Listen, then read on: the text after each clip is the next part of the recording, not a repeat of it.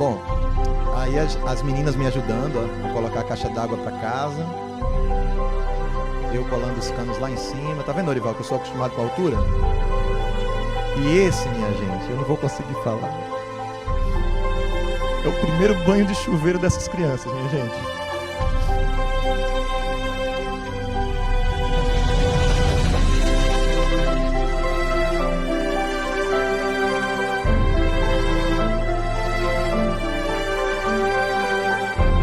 Primeira vez que essa senhora vai abrir uma torneira na casa dela.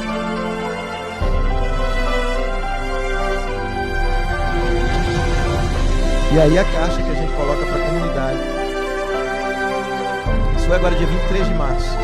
Aquela parte de baixo é o bebedouro para os animais e aquele batentezinho é para colocar o balde. E aí a equipe que me ajudou nisso tudo. E vocês também deveriam estar nessa foto aí. Deus abençoe. Aleluia! Glória a Jesus. Ó, não estranho não, eu sou meio manteiga derretida mesmo, tá? Então eu sou bem emotivo. Mas uma das coisas que me tocou muito não foi nem só o banho de chuveiro dessas crianças. Foi a história que eu soube depois disso. Quando a gente construiu esse poço que a gente perfurou, não faz parte do nosso projeto colocar chuveiro, caixa d'água na casa, isso não faz parte do projeto, não faz parte. A gente sempre vem, perfura o poço e coloca uma caixa d'água comunitária para todo mundo. Mas eu descobri que essa casa é um caso que ficou muito famoso lá no Brasil e eu nem sabia.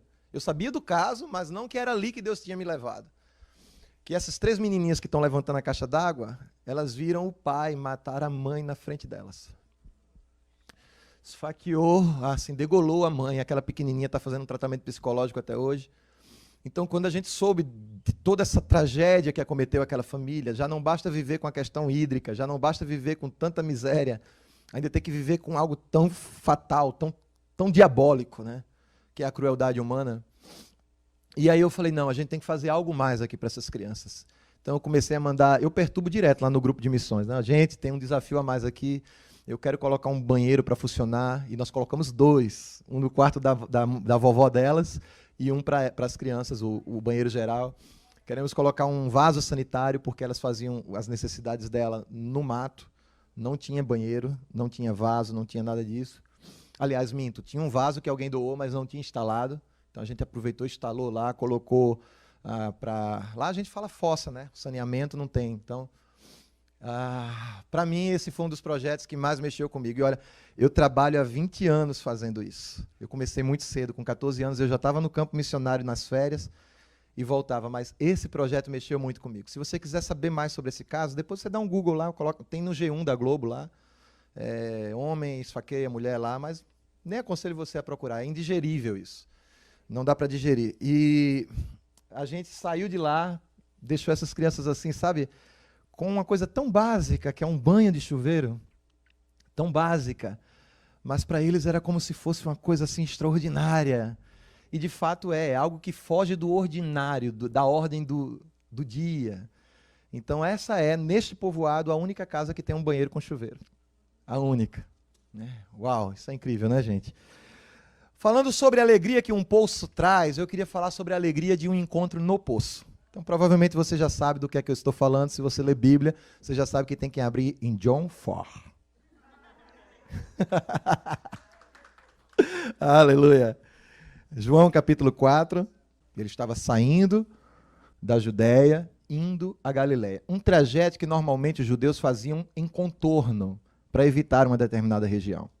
Mas olha só, diz que deixando a Judéia, ele se retirando outra vez para a Galiléia, era necessário atravessar a província de Samaria. O evangelista João, ele diz que existe uma necessidade de Jesus atravessar ali. E não no aspecto de que era uma necessidade geográfica, porque os judeus faziam esse trajeto sem passar por Samaria. Olha que coisa interessante. Mas se você fizer um pequeno exercício, por exemplo, Gálatas capítulo 4, versículo 4, diz que quando veio a plenitude dos tempos, Deus enviou o seu Filho.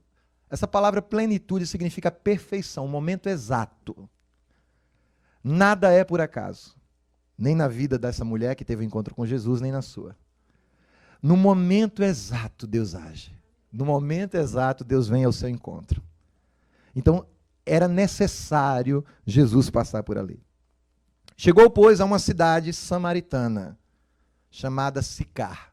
Sicar era uma cidade que pertencia à província de Samaria.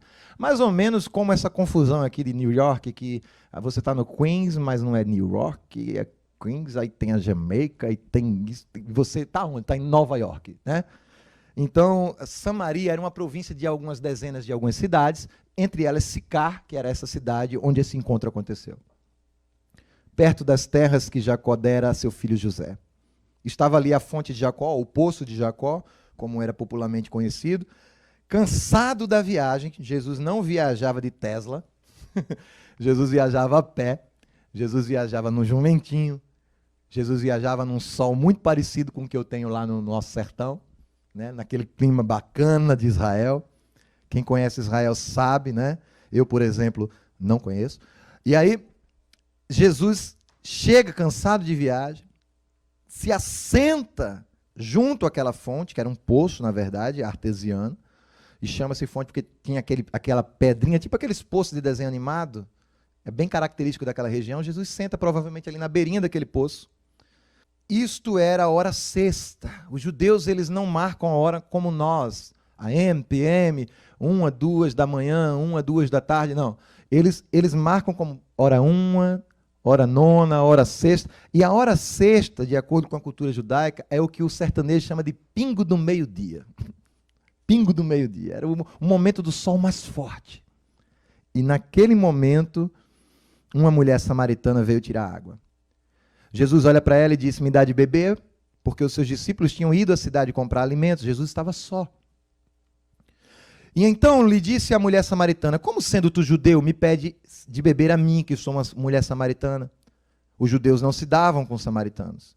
E replicou-lhe Jesus: se você conhecesse o quê, queridos? O quê? Essa é uma parte que nós pulamos muito quando nós analisamos esse texto. Dom tem um significado aqui, regalo, presente. Se você soubesse a capacidade que eu tenho de lhe presentear, se você conhecesse o dom de Deus, e quem está te pedindo me dar de beber, você é quem me pediria e eu te daria a água da vida. Respondeu ela: Senhor, tu não tem como tirar, o poço é fundo. Onde, pois, tem água viva? És tu, porventura, maior do que Jacó, nosso pai, que nos deu o poço, do qual ele mesmo bebeu? E bem assim seus filhos, o seu gado, afirmou-lhe Jesus: quem beber desta água volta a ter sede. Aquele, porém, que beber da água que eu lhe der, nunca mais terá sede. Pelo contrário, a água que eu lhe der será nele como uma fonte a jorrar para a vida eterna. Disse-lhe a mulher: Senhor, me dá dessa água para que eu não tenha mais que vir aqui. Ela agora tenta encontrar uma solução para o seu problema cotidiano, para o seu problema natural, mas Jesus não está falando de um problema natural. Quantas vezes nós nos recorremos a Cristo tentando resolver as soluções desta vida, mas não é esse o propósito de Deus, embora por alguns momentos Ele nos dê alívio nesta vida, por alguns momentos, como diz a pastora Deiva, Ele faça-nos alguns mimos, né? Ela fala isso, né? Alguns mimos, mas o propósito do Senhor não é esta terra, não é esta vida. E muitas vezes nós ouvimos a palavra espiritual de Jesus com foco carnal. E era o que estava acontecendo naquele momento com aquela mulher. Senhor, eu não quero mais vir nesse poço, eu não quero mais pegar água. Jesus pega aquele gancho e diz: você quer uma solução? Faz o seguinte, vai buscar o teu marido e vem aqui. Ela diz que não tem marido, nós conhecemos bem o texto, a maioria de nós provavelmente. E diz: dissesses bem, tu não tem marido. Porque 5 maridos você já teve, e agora esse que tem não é teu. Pai, obrigado pela tua palavra. Aplique em nossos corações em nome de Jesus. Temos muito ainda a falar sobre esse texto, mas nós pedimos, Senhor, tu que marcastes esse encontro conosco aqui nesta manhã, fala conosco. Nós não estamos aqui para ouvir a nós mesmos ou as palavras humanas, mas ilumina-nos para compreender a palavra revelada pelo teu Espírito Santo. Em nome de Jesus. Amém. Possa sentar, queridos. Ainda hoje, nós vivemos num tempo de muita dificuldade para as nossas irmãs, para as mulheres. O mundo avançou bastante, isso é fato, mas existe muito preconceito ainda em relação até onde a mulher pode ir, o que ela pode fazer. E eu não sou nem um pingo, nem um pouco feminista. Mas eu entendo que existem certas coisas que nós ainda precisamos melhorar. Ainda hoje. Agora, transporte-se comigo para o período do Anno Domini. Transporte-se comigo para o período em que Jesus encontra essa mulher naquela província samaritana. Pense por alguns momentos o que era ser mulher naquele tempo. Só mulher. Nós não estamos falando ainda da mulher samaritana, apenas mulher. Um período em que os judeus eles contavam primeiro os seus filhos, que era motivo de da sua maior alegria, sua prole, depois o seu gado, depois o seu cavalo particular e só então a sua esposa ou a sua mulher. Se tivesse um incêndio num celeiro onde uma mulher estivesse dentro, pode ter certeza que a mulher não seria prioridade a ser salva por um judeu naquele contexto, infelizmente ainda hoje, em muitas províncias. É difícil conceber isso, mas, principalmente na cultura em que eu vivo hoje, existe uma diferença gritante entre a cultura, eu falei aqui a última vez que eu estive aqui, a cultura de um grande centro, de uma grande capital, e a cultura de um interior é bem diferente. Sabe, essa história de, puxa, meu amor, como a comida está deliciosa hoje, obrigado, vou lhe ajudar a lavar os pratos. Isso não existe, num geral, em regiões interioranas do nosso Brasil. E especificamente na região que eu trabalho. Claro, toda regra tem exceções, mas, num geral, a mulher ela é vista como quase que uma empregada do marido. Isso hoje. É claro que é um grande prazer, um grande privilégio, como mulher, não precisar, por exemplo, ter que ir para a lida, para trabalhar todos os dias, para tentar fazer isso. O mundo ideal, ao meu ver, pelo menos, seria um mundo em que a mulher não precisasse fazer isso e que ela pudesse ser provida de tudo em amor pelo seu marido.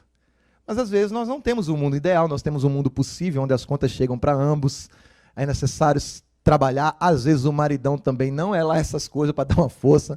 Tadinha da mulher, se ela não trabalhar, até as calcinhas dela vai dar um trabalho para comprar.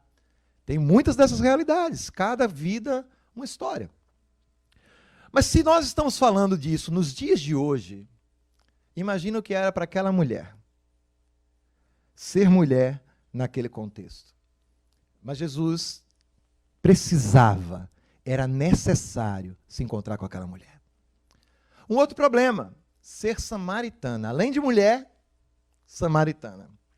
Os samaritanos, segundo alguns historiadores, é uma raça que deriva de é uma raça híbrida, uma mistura dos judeus com outros povos. O que, para o judeu puritano, é algo inaceitável. Até porque era uma ordenança bíblica no Velho Testamento de que eles não se envolvessem com outros povos, com outras culturas. Mas uma coisa nós entendemos do nosso Deus que é bom, como nós acabamos de cantar, que a bondade de Deus nos segue. É que apesar dos seus mandamentos, das suas institutas, das suas ordenanças, apesar de Deus dizer não peque, nós vemos isso quando João também diz, filhinhos, não pequeis. Se todavia pecardes, temos um advogado junto ao Pai. Então, não importa como foi a sua concepção, a sua história, como você veio à existência, qual cicatriz ou quais cicatrizes que você carrega na sua história, na sua vida, o fato é que o teu hoje interessa para Deus. É o teu agora que interessa para Deus, porque Ele tem propósito com o teu futuro. Aquela mulher tinha uma história que, por si só, já fazia com que ela não fosse desejada. Ela era mulher e era samaritana. Os judeus não se davam com samaritano. Havia uma rixa cultural e uma rixa religiosa. Duas coisas que hoje ainda separam as pessoas. Inclusive brasileiros. Tem brasileiro que vem para cá e se esquece que é brasileiro. Tem um filme que eu gosto muito, se você nunca assistiu, tem no YouTube, eu acredito, chama-se Cinema, Aspirinas e Urubus. Olha o nome do filme, Cinema, Aspirinas e Urubus. Esse filme foi gravado na Paraíba. Foi premiado em vários festivais de cinema, inclusive lá no de Cannes. E esse filme ele se passa no período da guerra da Alemanha. E o cara ele vende aspirinas no sertão da Paraíba e Pernambuco. E para vender as aspirinas naquele carrinho alemão dele, ele tem que colocar um telão como esse, e o povo do interior fica, puxa, olha o cinema e tal. Mas, na verdade, era uma propaganda da aspirina, que é uma invenção alemã para dor de cabeça. E interessante é que ele dá carona para um nordestino. E quando o nordestino percebe que ele é alemão, falando um português meio embuluado, ele começa a criticar o Nordeste. Esse povo daqui não tem jeito. Vocês têm que assistir esse filme. Esse povo daqui é tudo mal educado. Esse povo daqui não tem jeito, esse povo daqui... Aí o alemão fala assim, você fala como se esse povo não fosse seu povo. Você fala como se você não fizesse parte desse povo. Cinema, aspirinas e urubus. Que título criativo, né? E muitas vezes nós entramos nessa vibe também. Aqui que é lugar, o Brasil não presta. O Brasil não serve para nada. Nunca se esqueça de uma coisa. Existem poder nas suas palavras. Quando eu cheguei no sertão, cada pessoa que eu encontrava lá dizia, como é que você vem para um lugar desse? Você de João Pessoa, está fazendo o quê aqui? Você é louco? O povo de lá. Você é da família de quem aqui? Você é maluco? Eu falei, você já pensou se o povo de Israel, naquele deserto, tivesse olhado para aquele deserto e disse, isso aqui não vale nada? Israel não seria hoje a potência que é. Desse tamanho. Mas o mundo ouve o nome de Israel todo dia. Maior exportador de flores. Floresça onde Deus lhe colocar. Mas nunca esqueça de onde você veio. Em nenhum momento aquela mulher falou mal de Samaria. E olha que ela era muito criticada pelos samaritanos, pelo seu próprio povo. Mas em nenhum momento naquele contexto ela critica Samaria. Começa a liberar palavras de bênção sobre o Brasil. Começa a liberar palavras de bênção sobre aqueles políticos lá. Oh Deus, salva tudinho. E leva. Mas ora, minha gente. Ora pelo país. Ora pelo teu povo. Olha, gente, eu não conheço ninguém como o povo brasileiro. Caloroso, sorridente em meio às dores, amigável, hospitaleiro. Chega no sertão, então. Chega na Paraíba e diz assim, amigo, onde é que fica tal e tal lugar aqui? Aí o cara fala assim, não tem erro não, você vai aqui. Quer saber? Me segue, eu te levo lá. Quer entrar, tomar um cafezinho? Se você for tomar café, e não é esse café aqui que parece chá não, tá? Que às vezes eu ficava assistindo os filmes, quando eu não conhecia os Estados Unidos, que eu ficava assistindo os filmes, eu dizia, como é que esse povo toma um copo desse de café toda hora? Porque se eu tomar um copo de café desse do Nordeste, eu vou sair assim. Porque lá é uma xícarazinha, mas é café. Né? E se você for tomar café em cada casa do Nordeste, vamos entrar, pastor, bora tomar um café? Bora entrar, pastor, vamos tomar um café? Por que você acha que eu sou acelerado assim? É café demais, minha gente. É muito café. Povo hospitaleiro, povo amoroso. Gente, não culpe o seu povo pelas injustiças que eles sofrem. Ore pelo seu povo. Ore pela sua terra. Abençoe o Brasil. Aleluia. E ali aquela mulher, ela tinha essa outra carga. Mulher samaritana. Os judeus olhavam para aquele povo e diziam, não presta, não vem nada de bom dali. Aquilo não serve para nada.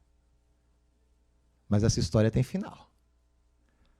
Outra coisa, separada, divorciada. Hoje em dia, isso não é bem visto. Hoje em dia, repito, isso não é bem visto. Tem maridão que também é todo inseguro. Se a mulher arrumar uma amizade com uma mulher que é divorciada, você está andando muito com essa fulana. Que amizade é essa com Beltrana? Parece que o cara não se confia. Né? Divorciada uma vez.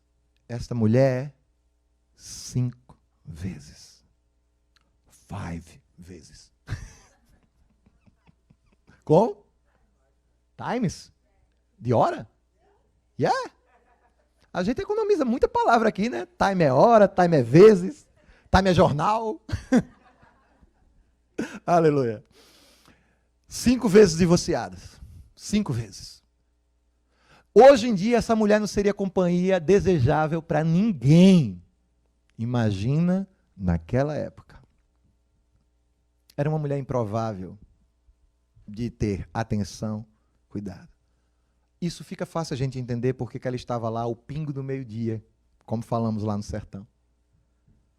Certamente nenhum marido queria ver ela com a lata d'água na cabeça junto com as suas mulheres. Certamente aquela mulher, ela tinha receio dos olhares das pessoas. De meio-dia ninguém ousa sair no meio da rua. Você pode tirar a roupa no sertão de meio-dia e sair correndo assim, ó. Ninguém vai ver, não vai estar no jornal, não vai bater foto, porque o povo está dentro de casa. Ou como a gente fala lá, dentro de casa. Está todo mundo dentro de casa. E era a hora que ela não desejava ser vista. Talvez, quem sabe, podemos especular, ela mesma queria ir de meio-dia porque talvez ela dissesse, eu mereço isso, sabe? É outro grande problema que nós temos na nossa vida com Deus, é que quando nós passamos pelas nossas lutas, pelas nossas dores, pelas nossas cicatrizes, a gente meio que quer se punir. Ah, eu mereço, isso aqui, melhor que isso aqui não fica. E a gente vai pegando aquela palavra do inferno, de que é aquilo que a gente merece, ali é a nossa história, aquele é o nosso fim, acabou-se. Mas eu tenho aprendido como missionário no sertão que não existem impossíveis para Deus, que não há histórias difíceis para Deus, não há história terminada enquanto ainda há vida, e enquanto existe vida, existe esperança de Deus para nós. E aquela história começou a mudar naquele dia, de meio-dia, no sol quente, naquele poço. Ninguém caminha de meio-dia. Quem caminha de meio-dia, minha gente? Jesus. Para quê? Para buscar aquele que também escolheu caminhar de meio-dia. Ele se sacrificou por nós e faz isso até hoje. Jesus vai ao encontro daquela mulher numa caminhada. Nem os discípulos estavam com ele. Estou indo ali. Aonde, Senhor? Samaria. Agora, Senhor? Samaria e agora? Eu preciso passar lá. Ah, aqui, Senhor, por que a gente não vai comprar pão enquanto o Senhor vai lá em Samaria? Tá, vamos lá comprar comida. O texto diz que eles foram comprar comida. Tenho certeza que foi ideia deles, não foi ideia de Jesus. E aqui começa uma história linda. Porque mesmo Jesus conhecendo cada uma das nossas mazelas, cada um dos nossos defeitos, cada uma das nossas cicatrizes, Jesus, ele puxa um diálogo conosco. Ele tenta conversar conosco. E Jesus, ele pede água. Imagina o que seria para aquela mulher que já teve 5 homens. E provavelmente o segundo homem, o primeiro eu não sei, mas o segundo eu tenho certeza. Foi por isso que teu marido te deixou. Ah, não te aguento não. O terceiro, por isso que 2 não deram certo contigo. O quarto, por isso tu já teve 3, eu que não aguento mais. E o quinto disse, olha, eu te aceito, mas tem uma coisa, eu sou casado. E ela diz, não tem jeito, vai ser esse mesmo. Quando a gente desce ao fundo do poço, a gente aceita qualquer degrauzinho. Porque a gente não tem ideia de aonde Deus quer nos erguer. Então, muitas vezes, onde estamos, não se trata de sermos merecedores daquilo ou não, não se trata disso. Porque o importante não é nem onde estamos, é onde nós podemos chegar. Aleluia. E aquela mulher, quando olha para aquele homem, ela não viu um homem ameaçador, mas um. Talvez ela tenha até pensado, deve estar bêbado. Se estivesse sóbrio, não estaria ali, essa hora, na beira daquele poço. Mas quando Jesus diz e diz de uma maneira sóbria, firme, sem embuluar sua língua, como a gente fala lá no sertão, me dê um pouco d'água, ela pensa, está sóbrio? É judeu? Se você batesse o olho em Jesus, você via que ele era judeu. Como você tem tanta certeza, pastor? Judas Iscariotes, o único jeito de trair Jesus foi dizendo para o guarda o seguinte, é esse, ele vai estar lá no meio do povo, como é que a gente vai saber quem é ele? Não, vou dar um beijo nele, você vai saber quem é. Jesus era tão parecido com o povo judeu, que o único jeito que Judas encontrou de entregar foi criando um código. Diferente. dos dias de hoje. Que muitas vezes, quando qualquer um de nós alcançamos algum título, alguma postura eclesiástica na igreja, geralmente nós somos os mais diferentes. A gente tenta se destacar até externamente. Lá no sertão tem uma cultura meio estranha em algumas igrejas, nós não tem isso não. Que botam umas cadeiras aqui, ó. E geralmente é número ímpar, porque a do meio é a do pastor. E geralmente a do meio é mais alta, é mais bonita. É meio que um trono, sabe? O cara senta lá e fica lá. Diferente de Jesus. Jesus tinha o cheiro do povo judeu. Jesus tinha a roupa do povo judeu. O verdadeiro pastor, o verdadeiro líder, seja de célula, seja na sua empresa, você vai ter aquele jeitinho daquele povo, você conquista aquele povo. Mas aquela mulher olhou para ele e falou, é judeu, tá sóbrio. Será que tem algum interesse? Que danado ele quer aqui? Mas ele era um Deus vulnerável. Opcionalmente vulnerável. Não era ameaçador.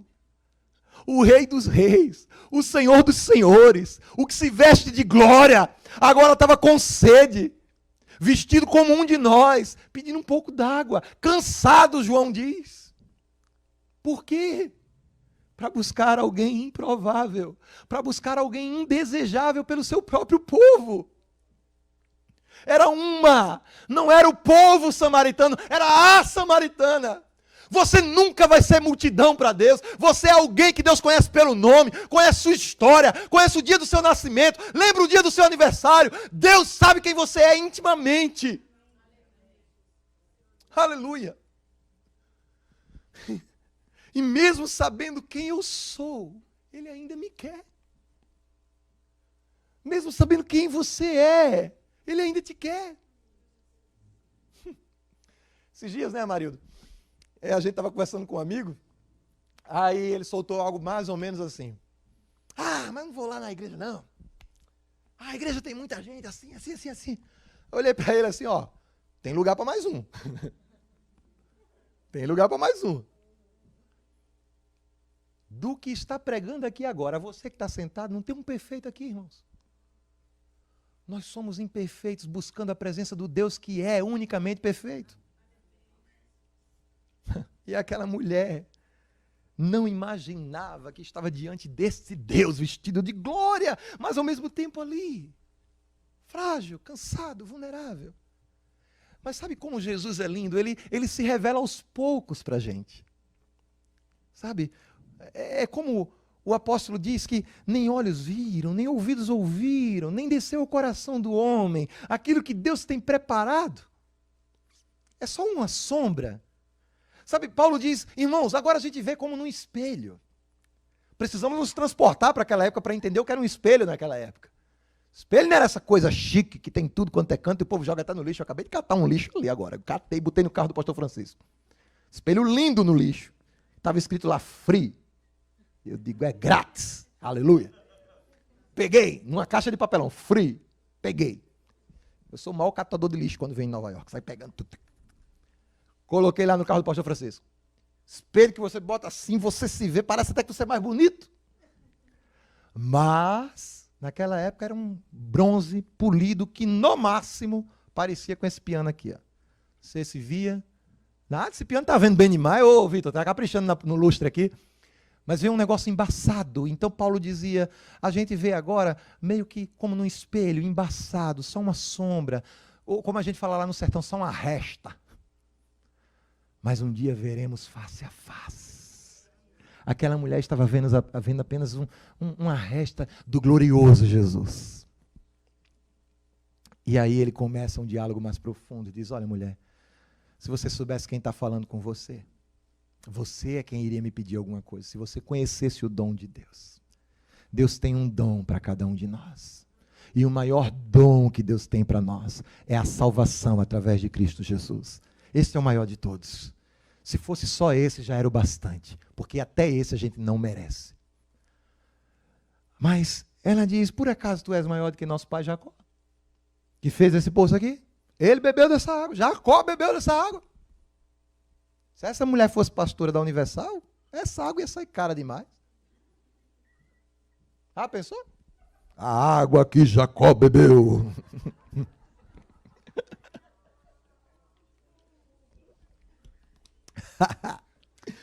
E aí? Ô Jesus, está transmitindo esse culto, tá? Brincadeira, irmãos da Universal. Então, se nós olharmos para aquela circunstância em que Jesus diz para ela, você não tem ideia do que eu sou capaz de oferecer para você. Provavelmente ele não me conhece, porque se ele me conhecesse, ele não estaria com toda essa... Ó, fiquei com calor. Uau! Glória a Deus. Americanizei, tá vendo? Foi? Foi mesmo? Ah, rapaz, logo vi. Perdoa ele, Senhor, estava tão bom. E quando você olha para Jesus se revelando para aquela mulher gradativamente, chega uma hora que a luzinha dela acende assim, ó. Aí ele diz assim, vai buscar teu marido. É nessa hora. Aí ela dá uma entortada de boca assim e fala, eu não tenho marido. Só que Jesus sabia que ela não estava contando a história toda. Não era tão simples quanto sou solteira. Pensa um pouco comigo, minha gente.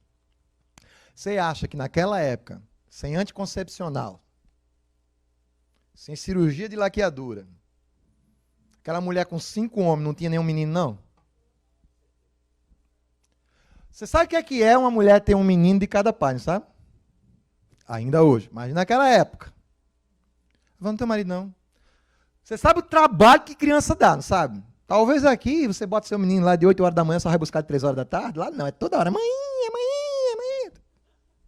Dá um trabalho medonho em criança. Sem marido, com um monte de menino, preconceito, os meninos indo para a escola judia ou samaritana, e o povo dizendo, ei menino, tua mãe, né? Pensa o inferno que era a vida daquela mulher. Tu acha que ela ia querer entrar em detalhes?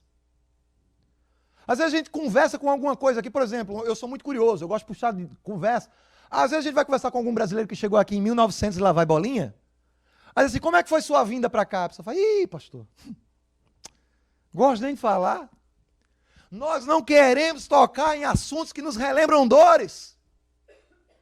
Ninguém gosta de tocar em ferida que mal cicatrizou. E aquela mulher simplesmente diz, ô Senhor, não tem marido não. Cortou o assunto com Jesus. Jesus diz, agora é hora de dar uma pontinha de quem eu sou para ela. Porque ninguém se abre com quem não é de Deus. Só se for muito bobo, não faço isso não. Alguns que parecem ser de Deus, a gente se abre, no outro dia nosso nome está no jornal. Então toma cuidado com quem que você se abre. Mas tem gente que você começa a conversar, você vai liberando de Deus, você vai tratando de uma forma espiritual. Tem hora que a pessoa se pega assim, eu não sei nem por que eu estou te contando isso, mas fluiu de uma forma tão natural, que a pessoa precisa desabafar. Jesus diz assim, ó, falasse bem, não tem marido, e esse você tem não é seu. Jesus confronta ela com a realidade indesejada. Aí ela fala, uau, agora eu vejo, o Senhor é profeta.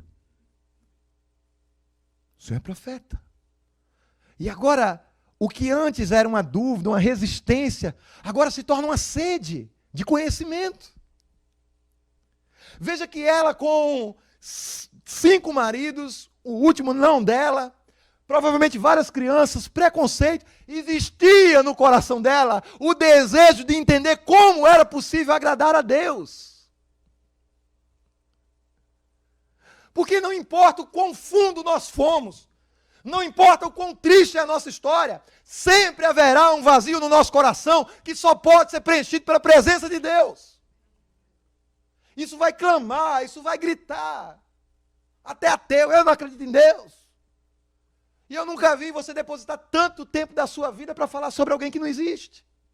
Que é isso que ateu faz, fica na internet, o tempo todo metendo pau em cristão. O tempo todo dizendo que Deus não existe. E se não existe, não se preocupa, cara, fica na tua.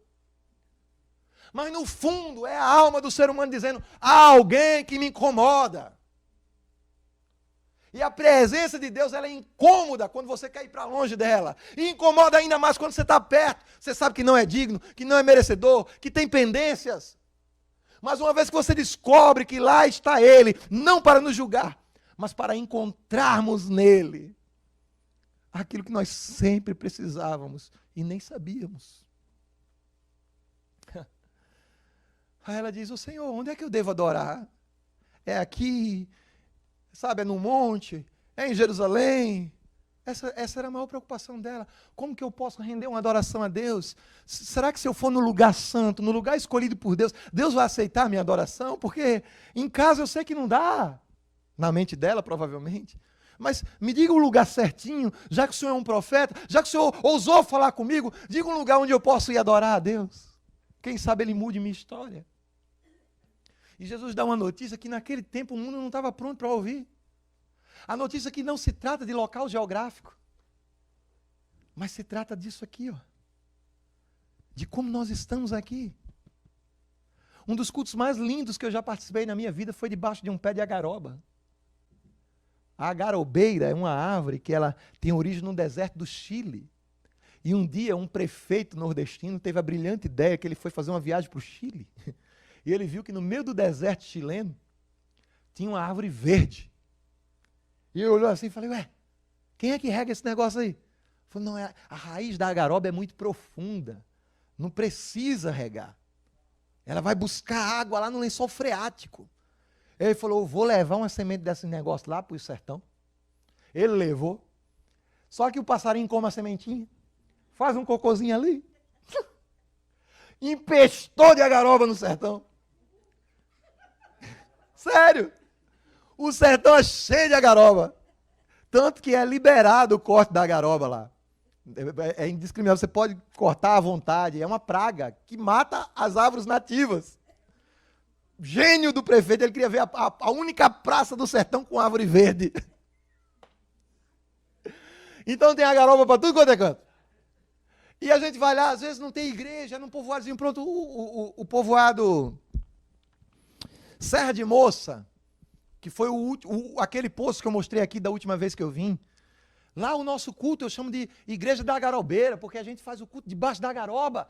E a presença de Deus é real, é lindo, é potente. Porque não se trata do monte, não se trata do templo, não se trata das poltronas acolchoadas, se trata de um coração disponível a adorar em espírito e em verdade. E Jesus disse para aquela mulher, é isso que Deus quer de você. Verdade.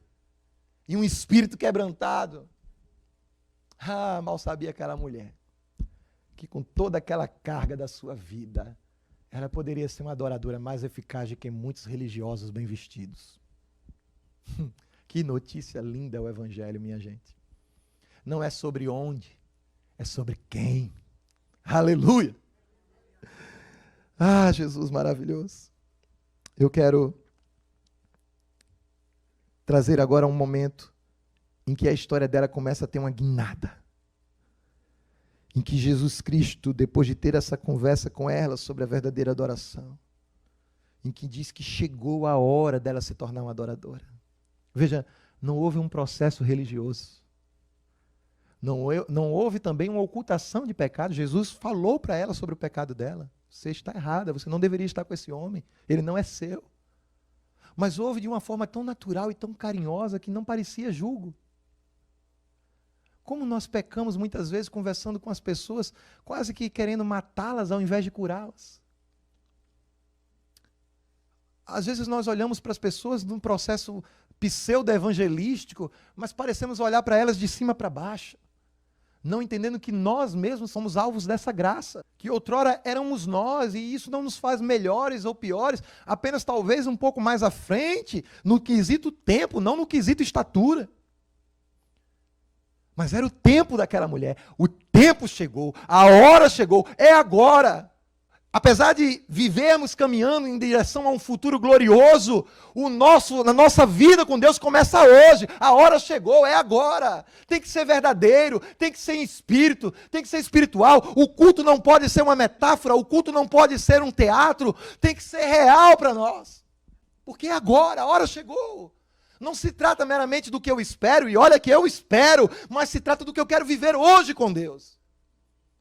Não se contente com migalhas, Deus tem um banquete para a gente. Depois que o Senhor revela que Deus é Espírito e tal, e aí ela diz assim, Senhor, eu sei, eu até estudei sobre isso, o que mostra o quanto ela era devotada, porque sendo mulher samaritana, eu sei que o Messias vai vir. Aí o Senhor diz, olha filha, sou eu. Eu que falo contigo. A primeira samaritana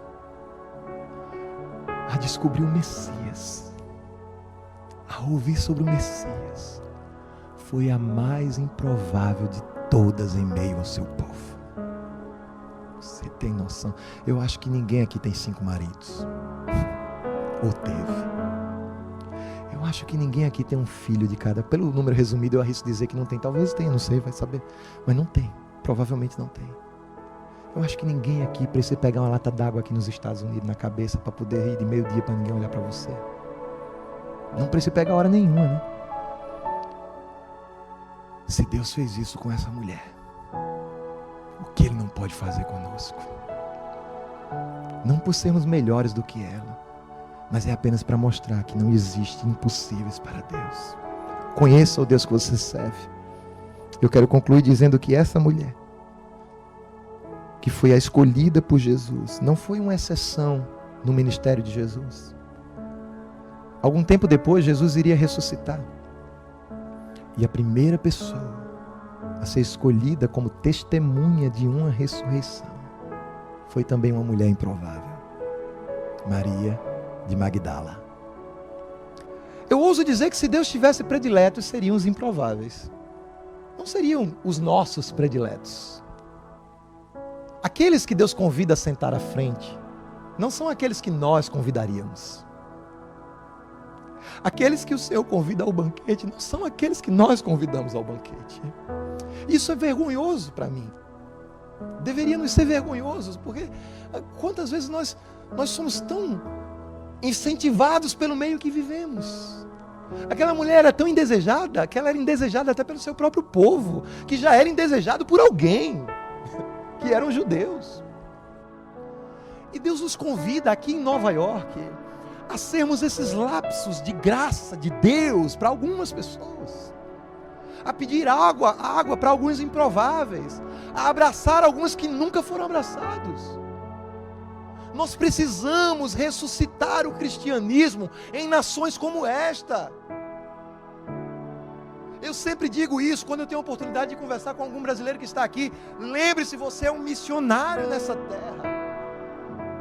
As pessoas esquecem com muita facilidade disso, que onde nós estamos, nós somos missionários. E é tão simples ser missionários. Queridos, é muito simples. Eu estava em João Pessoa, o maior shopping aqui em João Pessoa. Sentei, atrasado, tinha uma reunião depois. Estava lá para encontrar com o pastor Sérgio Queiroz, da Cidade Viva. Tem que correr, vou fazer um lanche rápido. E quando a gente está nesse corre-corre, nessa vida doida, geralmente é quando o Espírito Santo diz: você tem um tempinho para mim? É quando a gente mais tem motivo para dizer: ô Senhor, hoje não tenho não.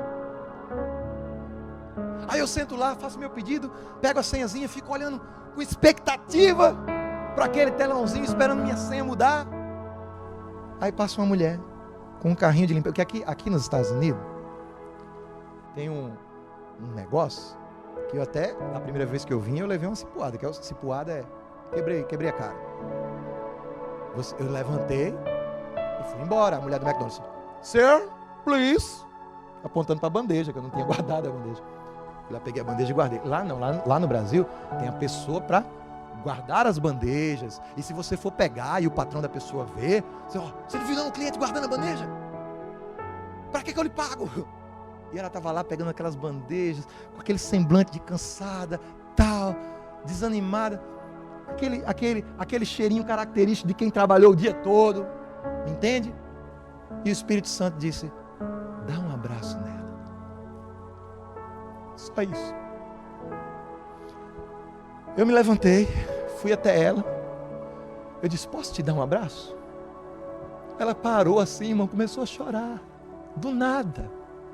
Eu dei um abraço nela e falei: Deus manda te dizer que vai dar tudo certo, que Ele te conhece. E eu falei para ela as mesmas palavras que eu estou falando aqui desse texto.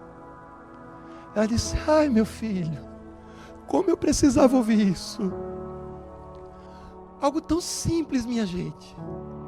Tão simples, não custou uma vida, não custou sangue, é só isso. A única coisa naquele momento que Jesus fez para aquela mulher samaritana foi emprestar os ouvidos. Como a gente gosta de ser ouvido. Mas a gente não tem tempo para ouvir ninguém.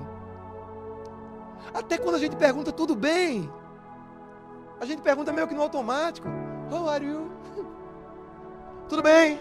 E nem para ouvir a resposta. É meio que uma educação automática.